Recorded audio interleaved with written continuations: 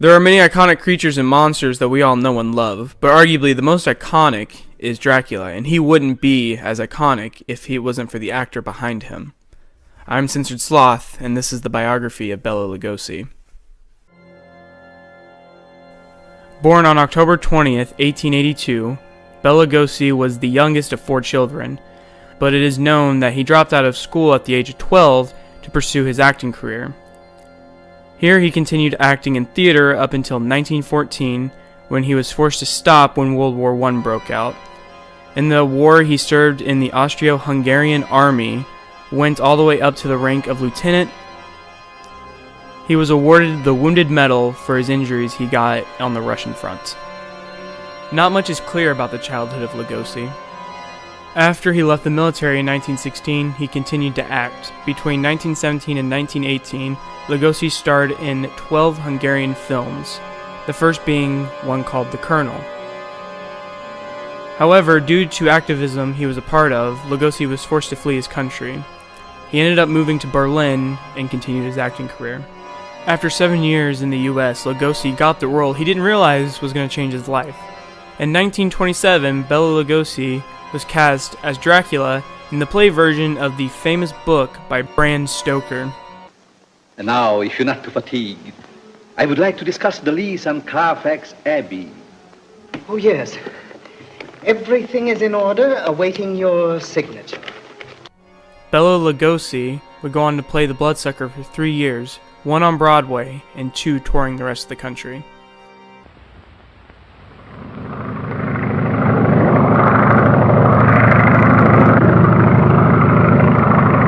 In 1930, Universal Studios decided to make the play into a theatrical movie. However, even with him making the play a success, Lugosi wasn't the first choice.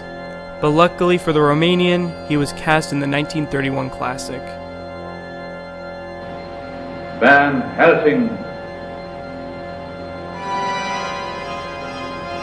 Now that you have learned what you have learned, it would be well for you to return to your own country.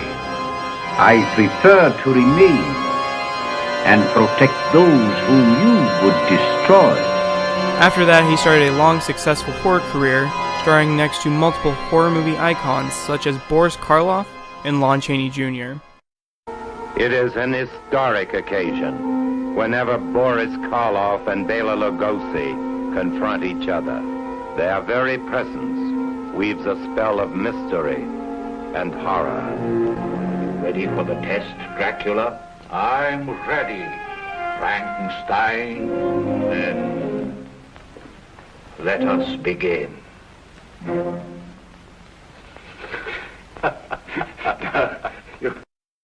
Some of these movies will go on to be classics in their own rights, such as 1941's The Wolfman.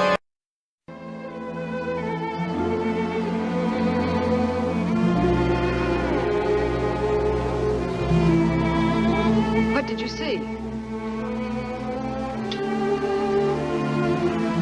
Your hands, please. 1934's The Black Cat. You must be indulgent of Dr. Verdigast's weakness. He is the unfortunate victim of one of the commoner phobias, but in an extreme form.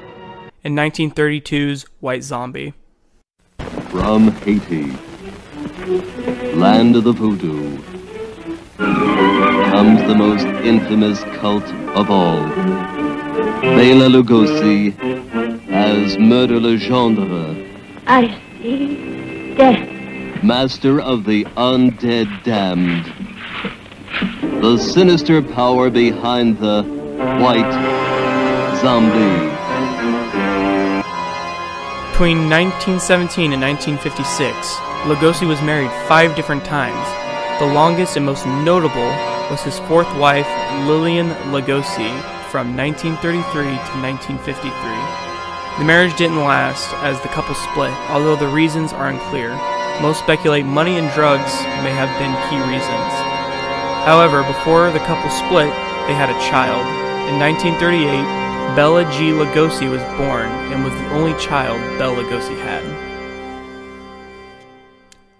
Most actors have their demons. Lugosi battled a drug addiction to morphine. Eventually, he checked himself into rehab in 1955. However, during this time period, this was seen as very controversial, and the only roles the famed actor got were small indie films of the time, such as his last film, 1956's Plan 9.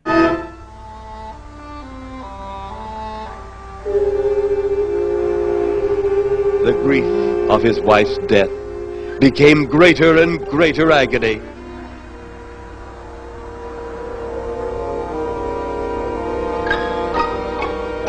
The home they had so long shared together became a tomb. Even though he played Dracula a total of 2 times, Bela Lugosi has changed how we see the character in vampires altogether.